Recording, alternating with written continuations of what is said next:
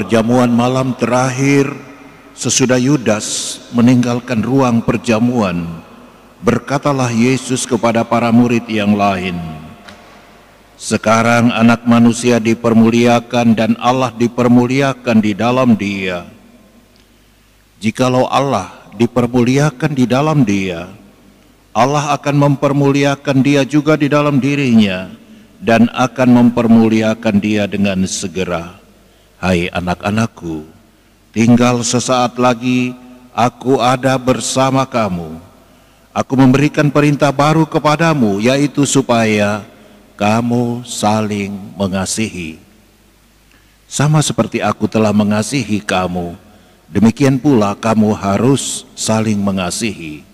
Dengan demikian, semua orang akan tahu bahwa kamu adalah murid-muridku, yaitu jikalau kamu saling mengasihi." Saudara dan saudari, jelas sekali apa yang menjadi isi pokok Injil yang baru saja kita dengar bersama-sama. Tidak lain tidak bukan adalah perintah yang diberikan oleh Yesus. Hendaklah kamu saling mengasihi. Kasih. Saudara-saudari, ada dua hal yang baik untuk menjadi permenungan kita. Yang pertama, nampak jelas sekali bahwa kasih itu bukan anjuran. Dianjurkan boleh diikuti, boleh tidak. Tapi kalau perintah, ini lain kelasnya. Ini level tinggi. Aku memberikan perintah kepadamu, hendaklah kamu saling mengasihi. Saudara-saudari, sudahkah kita berlaku kasih? Mungkin kita masih sering bertengkar, mudah menyakiti orang, mudah membohongi orang, mudah memberi janji-janji palsu, PHP, ya, memberi janji. Ya. Ada orang kalau ditanya mau menghadiri sebuah rapat, oh sudah Mi, saya OTW sekarang. Nggak taunya masih main domino, tapi bilangnya sudah OTW. Ya. Nah, saudara-saudari sekalian, kalau kita sungguh menghayati bahwa ini adalah perintah, maka kapan, di mana, dalam situasi apapun kita berada, kita ingat ada amanat suci yang Yesus sampaikan sebagai pesan-pesan terakhir. Kita dengar tadi, konteksnya itu adalah pada malam perjamuan terakhir. Yesus bahkan mengatakan, tidak lama lagi aku ada bersama dengan kamu.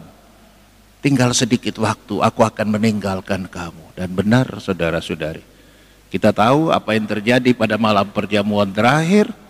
Ya, Yesus ditangkap, dianiaya, dihukum mati, besoknya wafat di kayu salib.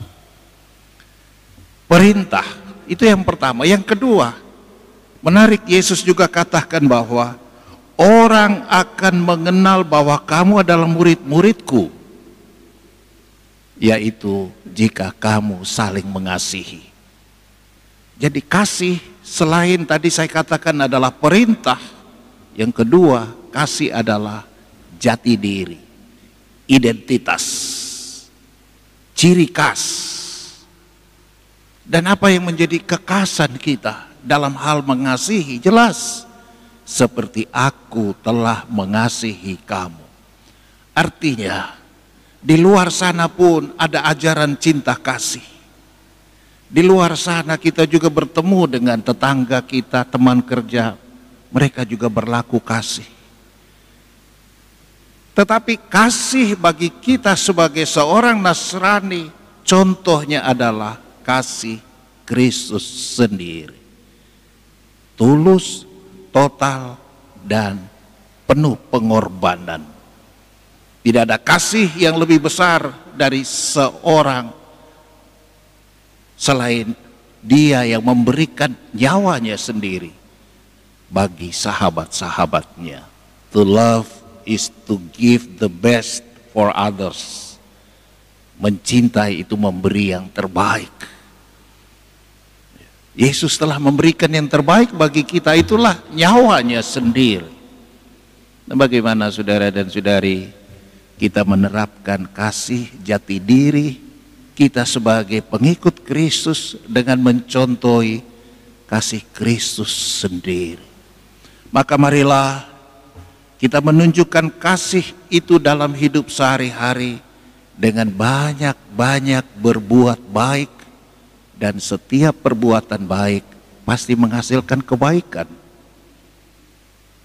bagi orang lain, bagi hidup bersama, dalam rupa saling menolong, dalam rupa saling mengampuni, memaafkan. Ada orang yang sulit mengampuni, sulit memaafkan, artinya apa? Dia tidak memiliki kasih seperti Kristus. Kasihnya dia mungkin kasih yang masih sangat duniawi. Ketika dia dibuat senang, dia balik mengasihi. Tapi ketika dia sakit, dia disakiti, itu yang dia pegang terus. Dan dia akan mengatakan orang itu tidak baik, orang sana jahat, orang sana itu musuh. Karena dia sulit untuk mengampuni.